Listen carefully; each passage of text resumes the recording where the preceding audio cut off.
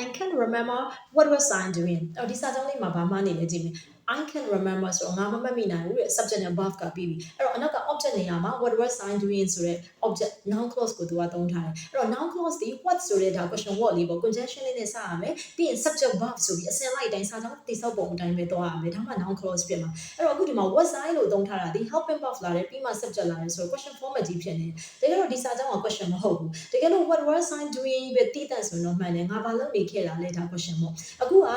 ဒီပုံမှန်စာကြောင်း positive စာကြောင်းလေးထဲမှာသူ့ကို noun clause အနေနဲ့သုံးထားတာငါဘာလုပ်နေတယ်ဆိုတာကိုငါဘာလုပ်နေခဲ့တယ်ဆိုတာကိုငါမမှတ်မိနိုင်ဘူးလို့ပြောတာဖြစ်တဲ့အတွက်ဒါဒီ conjunction word လေးရဲ့အနောက်မှာ subject verb တိုင်းဆင်လိုက်သွားမှာဖြစ်တဲ့အတွက် what I was doing မှာမှန်ပါမယ် I can remember what I was doing ဖြစ်ပါတယ်ငါဘာလုပ်နေခဲ့တယ်ဆိုတာကိုငါမမှတ်မိနိုင်ဘူး okay နော်ဒါဆိုရင်ဗီဒီယိုလေးကိုကြည့်ပြီးအတွက်ကျေးဇူးတင်ပါတယ် English ကကိုအခြေခံကနေကျွမ်းကျွမ်းကျင်ပြောတတ်ချင်တယ်ဆိုရင် really a future English စာသင်တန်းမှာရှိတဲ့ basic English speaking course ကိုသင်ယူလို့ရပါတယ်